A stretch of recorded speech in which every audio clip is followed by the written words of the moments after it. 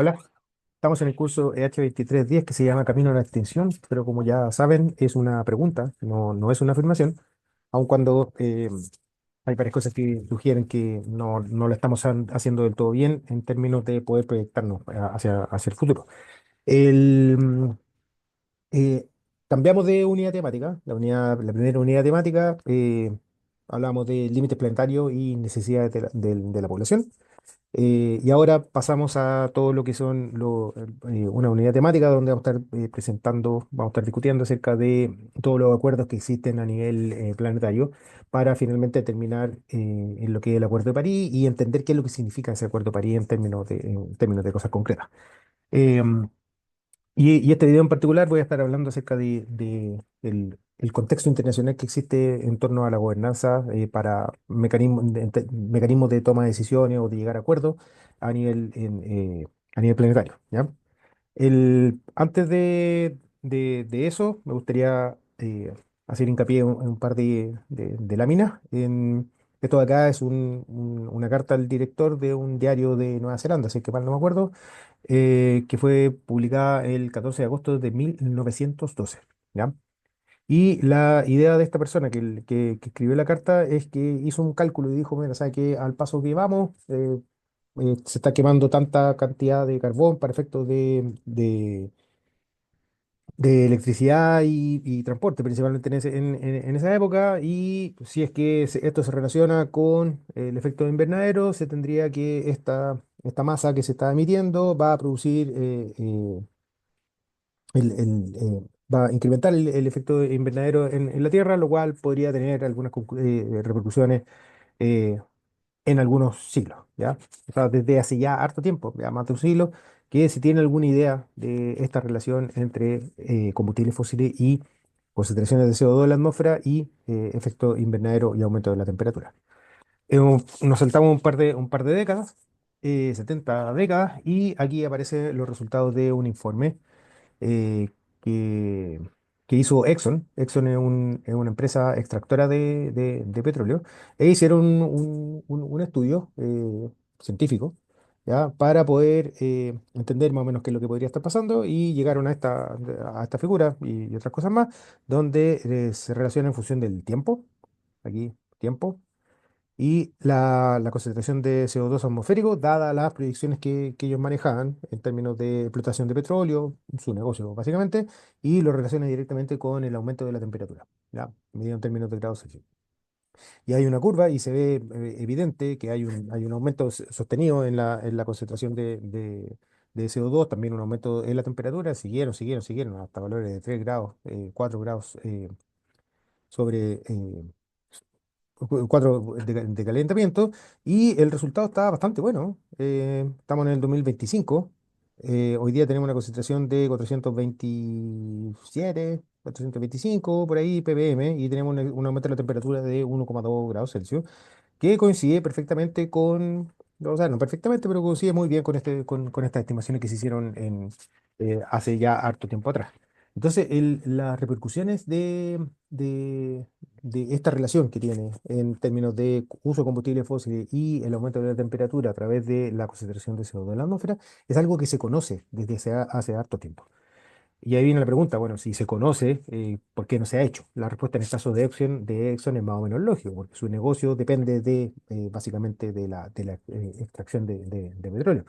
Pero así todo, es una cosa que se conoce y es difícilmente a esta altura de la historia, es muy difícil poder justificar el hecho, no, o sea, es que yo no sabía que iba a quedar que teníamos este problema. Em, Otro hecho súper importante es el informe de Brundtland de 1987, que tiene un informe de la ONU, que tiene como título Nuestro futuro común, y entrega una primera definición, que es la definición que está adoptada en la ONU, que define el desarrollo sustentable como aquel que satisface las necesidades del presente sin comprometer las necesidades de las futuras generaciones. Es una definición que es cíclica, recursiva, digamos así, porque el presente podemos ser nosotros, pero en 10 años más va a haber presente que va a ser las próximas generaciones, 10, 20, lo que sea. Y la idea es que mezcla todo lo que es satisfacer las necesidades del presente de la población que ya lo discutimos en los videos pasados, pero sin que nuestra acción comprometa la capacidad que tengan las futuras generaciones para poder satisfacer sus propias necesidades. ¿No? Y ahí, bueno, en el futuro verán cuáles serán sus necesidades o cómo serán los satisfactores para estas diferentes necesidades. Pero esta es la idea, que lo que nosotros hagamos, nosotros también adquiramos una responsabilidad intergeneracional de nosotros, como generación presente actualmente vía, tomemos las medidas necesarias para poder asegurar que las próximas generaciones de humanos en la Tierra van a poder eh, seguir satisfaciendo sus propias necesidades que tengan en el futuro. De aquí menciono un librito que es de Schumacher, de 1973, que se llama Lo pequeño es hermoso, economía como si la gente importara. Y este es de los primeros documentos que, pues, si se acuerdan, todas estas cosas vienen después de la luna, ¿ya? La luna fue el 68, 69, si es que mal no me acuerdo. Y todo este tipo de análisis vienen después de la luna cuando nos mostraron la Tierra que era una esfera, una pelotita de ping-pong dando vuelta alrededor de la Tierra. Bueno, y en este concepto, en este libro de Lo pequeño es hermoso, es hermoso, aparecen varios de los conceptos que van a estar apareciendo durante el libro. Y de hecho, lo curioso del libro es que habla acerca de la escasez de recursos, pero pensando en petróleo. ¿Ya? Plantea acerca del el exceso de consumo de petróleo porque se va a acabar. ¿Ya? Así que son conceptos de esos de los recursos finitos, son conceptos que eh, aplica a todos los recursos que nosotros tengamos en la Tierra. ¿Ya?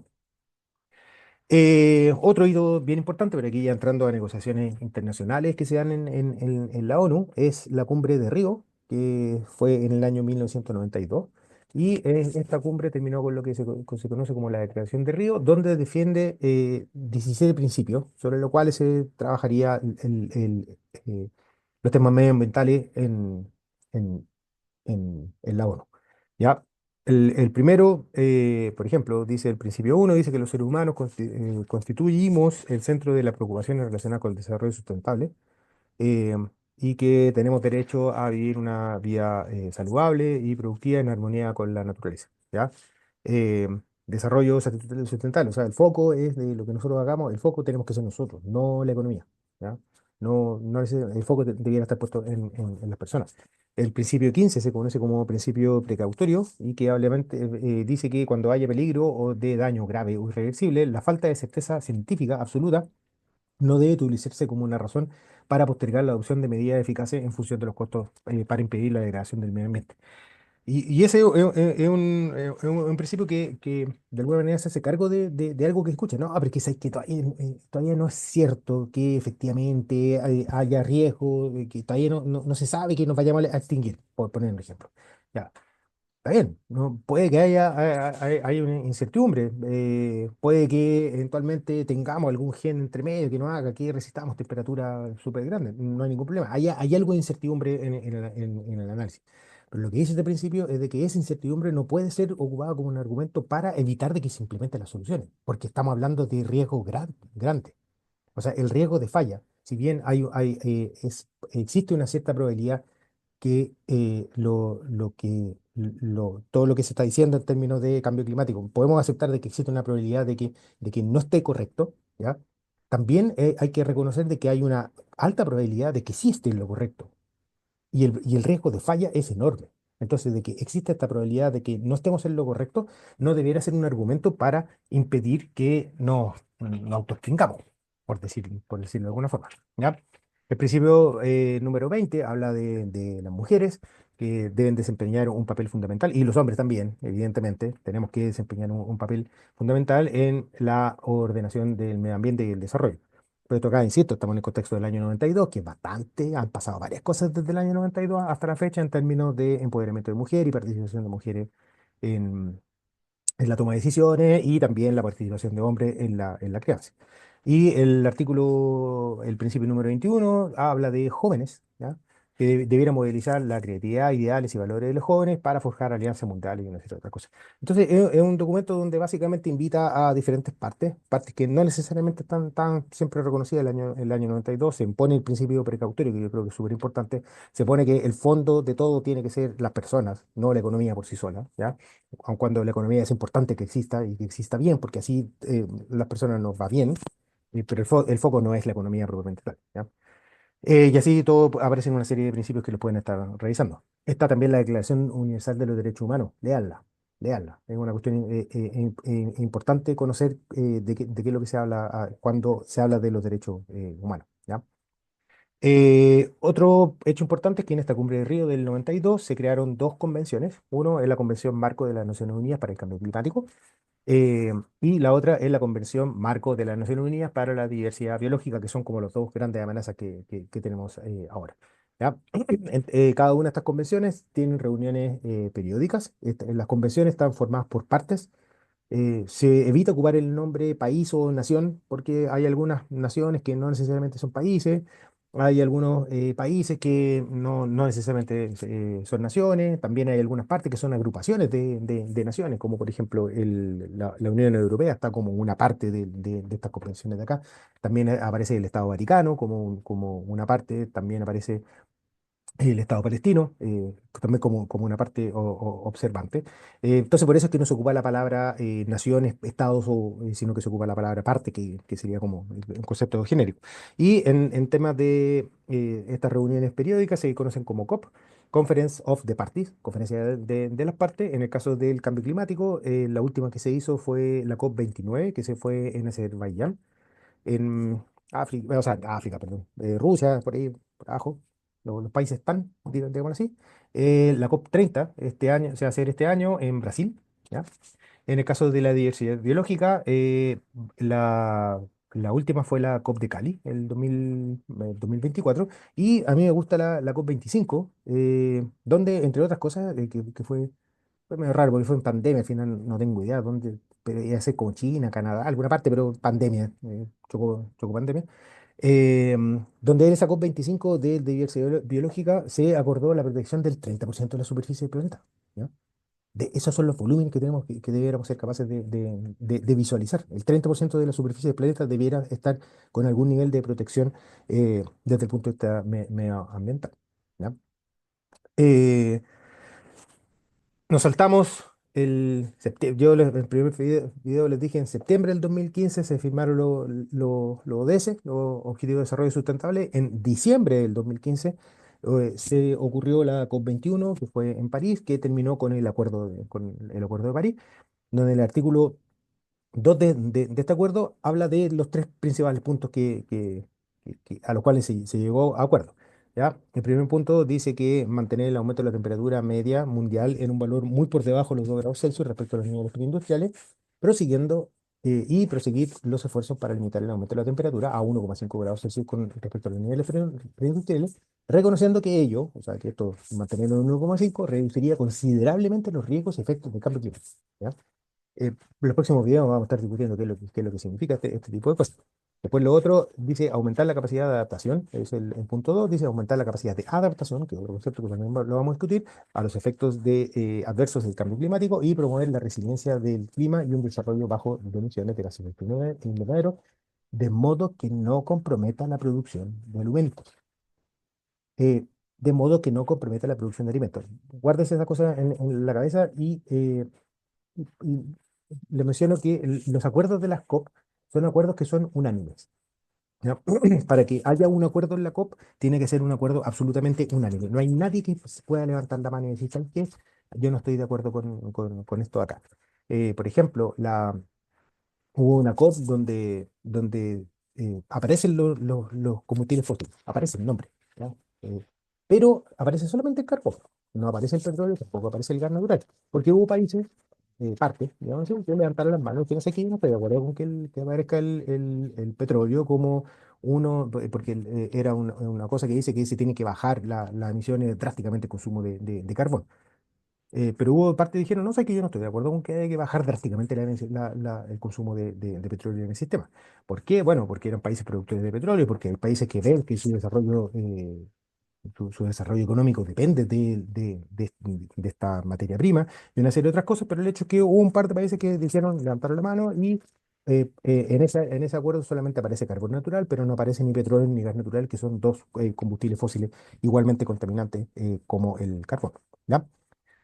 Y finalmente el punto 3 habla de flujo financiero, eh, que no había mucho.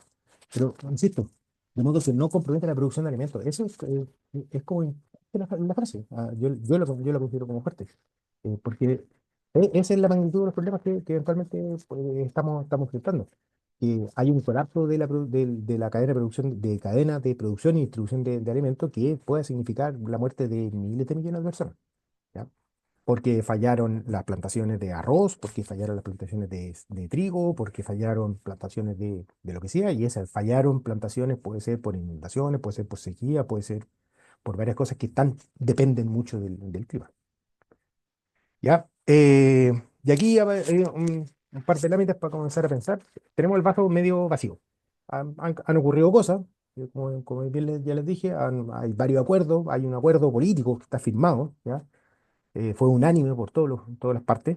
eh, pero también si nosotros vemos lo que ha sido, por ejemplo, la concentración de CO2 en la atmósfera, vemos que la concentración de CO2 ha ido aumentando desde el año 60, que por lo menos que este gráfico de acá, los colores son la temperatura, la concentración de CO2 ha ido aumentando para arriba, y a pesar que tuvo la primera, el informe del IPCC, la primera COP, el acuerdo de Kioto, el acuerdo de Copenhague, el acuerdo de París, y todas estas cuestiones así como absolutamente insensibles al aumento de la concentración de CO2 y por lo tanto la temperatura, a pesar de todos estos acuerdos. Entonces ahí uno podría decir, bueno, el vaso medio vacío, bueno, no sirven de nada, ¿ya? Son reuniones para juntarse, un lavado de imagen, pero en la práctica no sirve de nada, porque la evidencia dice que la concentración de CO2 ha ido aumentando para arriba, ¿ya? Pero también podemos ver el vaso medio lleno, ¿ya? Y, por ejemplo, reconocer que hay un escenario, aquí lo que estamos viendo es emisiones.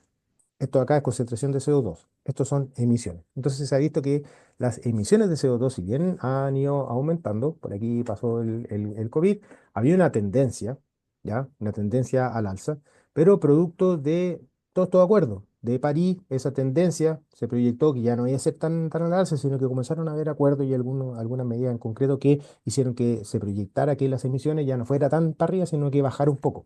Después aparecieron los acuerdos de Glasgow, que también bajaron un poco. Hay, lo que debiéramos hacer es algo así como esta línea que está por acá abajo. Hay todavía mucho que hacer, pero si se compara esta línea de acá versus lo que teníamos antes del Acuerdo de París, hay algún cambio en las emisiones, ¿ya?